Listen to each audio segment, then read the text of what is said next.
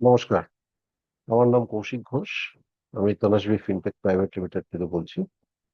স্ক্রিনে দেখবেন আমাদের কোম্পানির সম্বন্ধে তথ্য। আজকের এপিসোডটা হচ্ছে গৃহ সুরক্ষা বীমার উপর, এবং কেন এই এপিসোডটা করছি তার খুবই সহজ ব্যাখ্যা হলো, এই 2-3 দিন আগেই কিন্তু কলকাতা ভূমিকম্পে নড়ে গেছিল এবং সবাই দৌড়ে বেরিয়েছিল বাড়ি থেকে, অফিস থেকে। কিছু কিছু জায়গায় বিল্ডিং এর ক্ষয়ক্ষতি অল্প হয়েছিল, এবং এটা ফেব্রুয়ারি মাসে দ্বিতীয়বার হলো, এবং বিগত 4 মাসে 3 বা 4 বার হয়েছে। এত কম সময়ে এতবার ভূমিকম্প কিন্তু আমার মনে নেই বিগত 20-30 বছরে হয়েছে কিনা কলকাতায়। এখন ভূমিকম্প তো দেখুন এমন একটা জিনিস, এটা তো কেউ বলতে পারে না। আর ভূমিকম্প যখন হয় তখন আমাদের মানুষের পক্ষে সম্ভব নয় ভূমিকম্পকে রক্ষা। সে যতই আমরা করি, বিল্ডিং তৈরি করি with earthquake code and all, কিন্তু ভূমিকম্প যদি ওরকম বিধ্বংসী হয় আমাদের পক্ষে সম্ভব নয় ওই ধ্বংস থেকে মুক্তি পাওয়া। তাহলে কেন গৃহ সুরক্ষা বীমা আমাদের করা হচ্ছে না?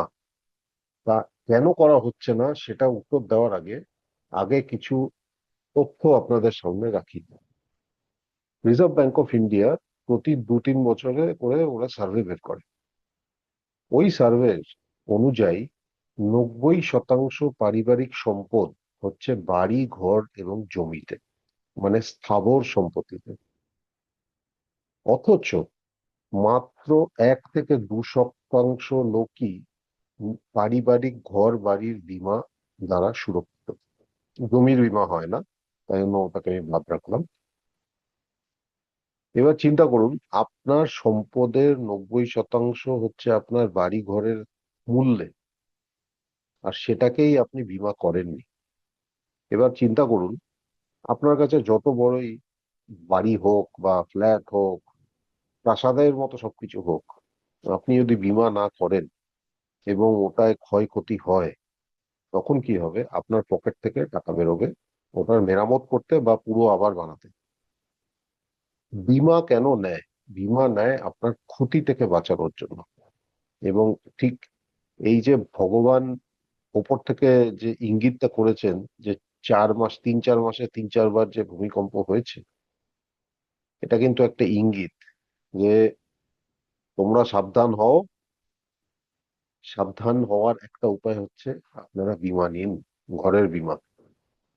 বীমা কিন্তু সুরক্ষার জন্য, বিনিয়োগের জন্য নয়। বীমা করতে গেলে প্রিমিয়াম দিতে হয়। লোকে বলে, ও এটা খরচ হচ্ছে।